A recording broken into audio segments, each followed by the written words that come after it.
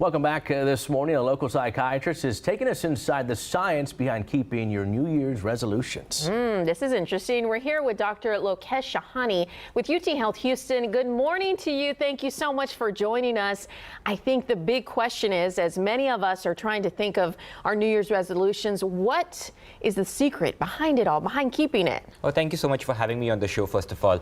I think New Year resolutions are important to all of us. You know, we all want to achieve goals in our life because achieving those goals gives us satisfaction.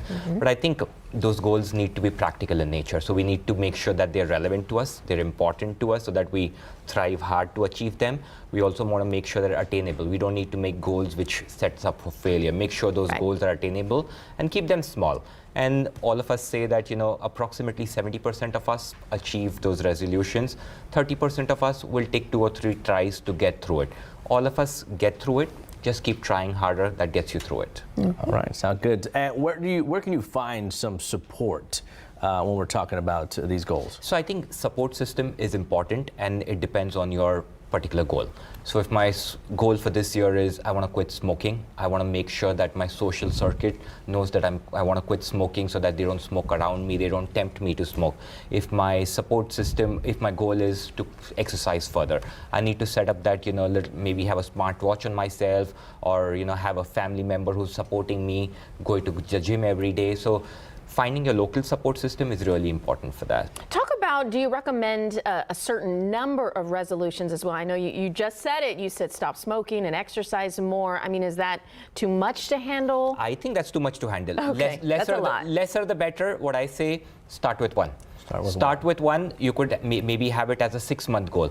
Within the first 6 months, I want to quit smoking. If you've achieved that, then you have the rest 6 of the months to set a new goal for yourself. So start with one, because you'll put all your mental energy focusing on quitting that one goal for yourself. And should you write this down? I mean, how do you go about making it reality? I think journaling is important. So journaling that this is my goal for today. Make sure that it's specific enough. I want to quit smoking by this and this date. Journaling the progress. A week has passed, and I was tempted to pick up smoking, but I didn't pick it up. Second week has passed, I didn't even feel the urge of smoking. Third week has passed, hey, people around me who are smoking, they don't even bother me. So having that progress goal, like journaling, becomes really important to us. And yeah, go ahead. And why do people stop their resolutions, and especially so quickly? Can you talk about that? I think it's not choosing your goal properly. So if that goal is not important to me, there's more than likelihood that I'll not follow through that resolution. If it's too hard for me, if I want to if I'm having a resolution that's, you know, not practical for me to achieve, I will probably give it up sooner. So again, kind of focusing on smaller goals, things that are really important and really close to your heart, but again, they're very practical and, you know, logical to achieve in that year. So for me, it's like, I'm not going to hit the gym 7 days a week, and I know that, so I'll go outside and take a walk. That's more practical. Or start slow. I want to hit the gym, but maybe I'll start with 2 or 3 days a week rather than 7 days a week. And that was what I was going to talk about. If you can sort of touch on that, it's just maybe after you've felt like you succeeded or completed your goal, maybe that's when you start adding to it or adding another one? Correct. It's just like warm-up, right?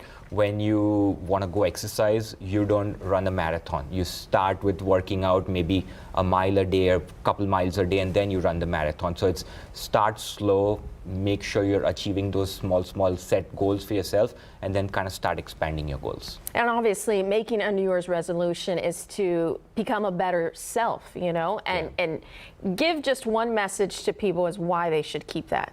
I think being kind to yourself is important. We set goals because we want to improve either our physical health, our mental health, or our relations around us. So make sure we achieve goals that are practical, really important to us, but also be kind to us. If you're failing on those goals, make sure you kind of, you know, modify those goals and keep moving forward. Is there anything you see as unrealistic goals?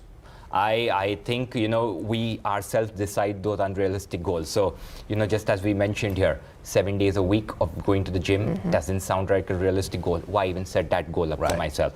If I set a goal that I want to lose 10 pounds within the next month, it's probably an unrealistic goal. Start with a couple pounds a week, couple pounds a month, or something like, you know, I'm going to start working out 8 or 10 times a week. It's probably unrealistic. So set something realistic. Right. Yeah. So, you know, twice a week. Then after maybe a week or two, three times a week. Okay. Yeah. Gotcha. Sounds good. Thank you so much for joining us. The very, very important information. Was there anything else you wanted to add? No, that's good. Okay. Thank you so much for having me on the show. Absolutely. Well, Dr. Thank you. Lokesh Shahani, thank you so much for joining us this morning.